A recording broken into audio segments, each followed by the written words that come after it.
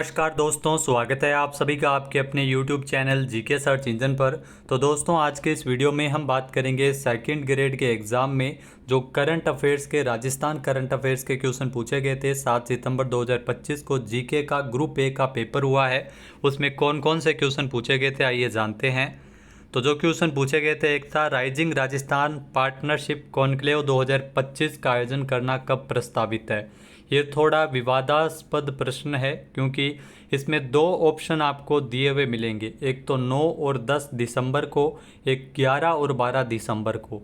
जी हाँ, ये विवादास्पद इसलिए है क्योंकि पहले 11 और 12 दिसंबर को इसका आयोजन किया जाना प्रस्तावित था। इसकी डेट भी रिलीज की जा चुकी थी, लेकिन हाल ही के दिनों में अगर बात करें तो 9 और 10 दिसंबर 2025 को इसका आयोजन किया जाएगा राजस्थान के जयपुर में।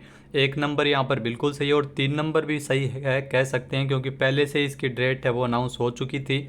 तो 10-11 ये दो ऑप्शन नहीं होंगे इसमें अगर विवाद हो सके, आरपीएससी इसमें क्या मानती है उसके बाद में ही इसमें विवाद का निपटारा होगा। तो मेरे हिसाब से अभी तक अगर बात करें तो ऑफिशियल अनाउंसमेंट 9 और 10 दिसंबर को इसका प्रस्तावित है, राइजिंग राजस्थान पार्टनरशिप कॉन्क्लेव 2025। हमने भी क्लासेज में पहले 11-12 दिसंबर ही करवाया था, लेकिन अब इसकी डेट है वो चेंज कर दी गई है। ये 9 और 10 दिसंबर को राइजिंग राजस्थान पार्टनरशिप कॉन्क्लेव 2025 का आयोजन है वो राजस्थान में किया जाएगा।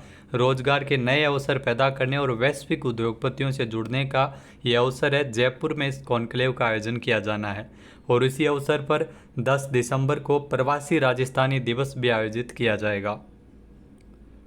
नेक्स्ट, गड़ीसर झील जून 2025 में किस कारण से प्रदेश भर में चर्चा में रही थी। तो गड़ीसर झील जो चर्चा में रही थी, गड़ीसर कहाँ पर है आपको बता दें कि गड़ीसर झील है वो जैसलमेर में स्थित है। जून 2025 में चर्चा में रहने का कारण था वंदे गंगा जल संरक्षण जन अभियान। इसका समापन समारोह है इसी झील पर आयोजित किया गया था। 3 नंबर ऑप्शन यहाँ पर बिल्कुल सही है। जी हाँ, जल संरक्षण अभियान जो वंदे गंगा जल संरक्षण जन अभियान जो राजस्थान में 5 से लेकर 20 जून तक चलाया गया था। गंगा दशमी के अवसर पर इस अभियान की शुरुआत हुई थी। अभियान का मुख्य उद्देश्य प्रदेश के जल स्रोतों को बचाना और उनकी देखभाल करना है। तो मुख्यमंत्री भजनलाल शर्मा गड़ीसर झील पर वंदे गंगा जल संरक्षण जन अभियान के दौरान समापन समारोह और पूजा भी यहाँ पर की गई थी। नेक्स्ट जो क्वेश्चन पूछा गया था, जून 2025 में आयोजित 29वें राज्य स्तरीय भामाशाह सम्मान समारोह में कितने प्रवासी राजस्थानियों को प्रवासी राजस्थानी शिक्षा सम्मेलन आयोजित करने के लिए सम्मानित किया गया। तो ये भी मोस्ट इंपॉर्टेंट क्वेश्चन था जो पूछा गया था। प्रवासी राजस्थानी पुरस्कार जो कि कुल अगर आपसे पूछ लिया जाए, हो सकता है आगे जो एग्ज़ाम में पूछा जाएगा, तो टोटल 135 प्रवासी राजस्थान 35 भामाशाहों को इसमें सम्मानित किया गया। वहीं अगर आपसे पूछ लिया जाए कि प्रवासी राजस्थानियों को कितना ये पुरस्कार मिला है, तो 15 प्रवासी राजस्थानियों को पुरस्कार दिया गया था। 3 नंबर ऑप्शन यहाँ पर बिल्कुल सही है। वहीं अगर बात करें 29वां तो राज्य स्तरीय भामाशाह सम्मान समारोह जो कि जून 2025 में आयोजित किया गया था, इस अवसर पर 135 भामाशाहों को, तो याद रख लेना 135 भामाशाहों को, 91 प्रेरक जो भामाशाहों को प्रेरित करते हैं, तो 91 प्रेरकों को राज्य स्तर पर सम्मानित किया जाएगा। इसके अलावा 15 प्रवासी राजस्थानियों को पुरस्कार है वो दिया गया था 28 जून को शिक्षा विभाग के द्वारा 29वें राज्य स्तरीय भामाशाह सम्मान समारोह में। यानी इस क्वेश्चन में 3 नंबर ऑप्शन सही है, क्योंकि प्रवासी राजस्थानी शिक्षा सम्मेलन आयोजित करने के लिए 15 प्रवासी राजस्थानियों को सम्मानित किया गया और 135 भामाशाहों को सम्मानित किया गया और 91 प्रेरकों को सम्मानित किया गया। नेक्स्ट, जुलाई 2025 में राजस्थान हाईकोर्ट के जो मुख्य न्यायाधीश के शपथ ग्रहण से पहले राष्ट्रपति द्रौपदी मुर्मू द्वारा राज्यपाल राजस्थान उच्च न्यायालय के मुख्य न्यायाधीश नियुक्त करने संबंधी नियुक्ति पत्र और अधिसूचना किसके द्वारा पढ़ी जाती है। तो दोस्तों, आपको बता दें कि जुलाई 2025 में राजस्थान हाईकोर्ट के नए मुख्य न्यायाधीश बने हैं KR श्रीराम। जी हाँ, कलपाति राजेंद्र श्रीराम जो राजस्थान हाईकोर्ट के नए मुख्य न्यायाधीश बने हैं। मुख्य न्यायाधीश बनने से पहले राष्ट्रपति द्रौपदी मुर्मू द्वारा राजस्थान हाईकोर्ट के मुख्य न्यायाधीश नियुक्ति करने के संबंधी जो नियुक्ति पत्र और अधिसूचना है, ये मुख्य सचिव के द्वारा पढ़ी जाती है। 1 नंबर ऑप्शन यहाँ पर बिल्कुल सही है। समारोह की शुरुआत में राज्य के मुख्य सचिव सुधांशु पंत इनके द्वारा राष्ट्रपति द्रौपदी मुर्मू द्वारा जारी नियुक्ति और अधिसूचनाएं वारंट पढ़कर सुनाया था। सुधांशु पंत ने राज्यपाल ने शपथ दिलवाई थी राजस्थान हाईकोर्ट के मुख्य न्यायाधीश के रूप में KR श्रीराम ने। तो यहाँ पर सूचना पड़ी थी सुधांशु पंत के द्वारा, जो कि मुख्य सचिव है। Next, smart city gas distribution नीति 2025 के संदर्भ में निम्नलिखित कथनों पर विचार कीजिए। तो इसमें कथन दिए गए हैं, सही कथन का इसमें चयन करना है राजस्थान सिटी गैस डिस्ट्रीब्यूशन नीति 2025 के संबंध में। तो पहला कथन है कि इस नीति के क्रियान्वयन के लिए विभाग के निदेशक की अध्यक्षता वाली राज्य स्तरीय समिति का गठन किया जाएगा। तो पहला कथन यहाँ पर गलत दिया गया है, क्योंकि ये विभाग के निदेशक की अध्यक्षता में समिति गठित नहीं होगी, ये मुख्य सचिव की अध्यक्षता में एक राज्य स्तरीय समिति का गठन होगा। और यह नीति स्वच्छ एवं प्राकृतिक गैस की आपूर्ति के लिए सुविधाजनक के लिए एक CGD पोर्टल भी, यानी सिटी गैस डिस्ट्रीब्यूशन पोर्टल भी इसके लिए विकसित किया जाएगा। तो पहला कथन यहाँ पर गलत दे रखा है। दूसरा कथन है कि यह नीति 31 मार्च 2030 तक अथवा नई अन्य नीति लागू होने तक प्रभावी रहेगी। तो यह भी कथन गलत है, क्योंकि 31 मार्च 2030 तक नहीं, 31 मार्च 2029 तक या फिर अन्य नीति लागू होने तक यह नीति प्रभावी रहेगी, राजस्थान सिटी गैस डिस्ट्रीब्यूशन नीति। यानी दोनों ही कथन इसमें असत्य दिए गए हैं। 4 नंबर ऑप्शन यहाँ पर बिल्कुल सही हो जाएगा। तो पहले मुख्य सचिव की अध्यक्षता में ये कमेटी बनाई जाएगी जो कार्य करेगी, राज्य स्तरीय समिति का गठन किया जाएगा। तो इस वजह से पहला कथन गलत है। दूसरी, इसमें जो साल है वो गलत दे रखा है, 2030 नहीं हो, 2029 होना चाहिए। 29 या अन्य तिथि जो नई नीति लागू होने तक यह नीति प्रभावी रहेगी। यानी कि 4 नंबर ऑप्शन यहाँ पर बिल्कुल सही हो जाएगा। नेक्स्ट जो क्वेश्चन पूछा गया था, बर्मिंघम में आयोजित विश्व पुलिस और फायर गेम 2025 में जो भाला फेंक में 18 से 29 श्रेणी की प्रतियोगिता में राजस्थान से किसने इसमें स्वर्ण पदक जीता है? तो भाला फेंक में स्वर्ण पदक जीता है उमा चौधरी ने, जो कि राजस्थान से है। 1 नंबर ऑप्शन यहाँ पर बिल्कुल सही हो जाएगा। उमा चौधरी भाला फेंक यानी ज्वेलिन थ्रो गेम में इन्होंने स्वर्ण पदक जीता है, जो कि राजस्थान की CISF की हेड कांस्टेबल है उमा चौधरी।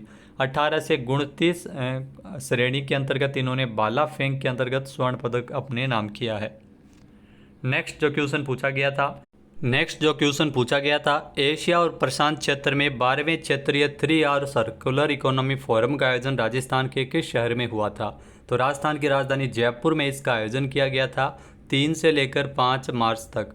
3 नंबर ऑप्शन यहाँ पर बिल्कुल सही है। यहाँ जयपुर में अंतर्राष्ट्रीय स्तर का आयोजन हुआ था भारत एशिया प्रशांत क्षेत्र में 12वें क्षेत्रीय 3R circular economy forum.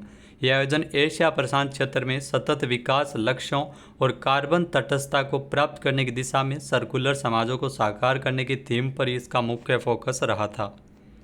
Next जो क्वेश्चन पूछा गया था, राजस्थान सरकार के द्वारा डॉक्टर बाबा साहब अम्बेडकर के जीवन से जुड़े तीर्थ स्थलों की निःशुल्क यात्रा करवाई जाएगी। तो इनमें से कौन सा कथन सही नहीं है? जो सही नहीं कथन है उसका चयन करना है। तो इसमें जो कथन दिए गए हैं, पहला है कि व्यक्ति आयकर दाता नहीं होना चाहिए। तो बिल्कुल सही है, व्यक्ति आयकर दाता नहीं होना चाहिए। अगर बाबा साहब से जुड़े जीवन स्थल से जुड़े तीर्थ स्थलों की जो यात्रा करवाई जा रही है, राजस्थान सरकार की एक महत्वाकांक्षी योजना है, इसमें व्यक्ति आयकर दाता नहीं होना चाहिए।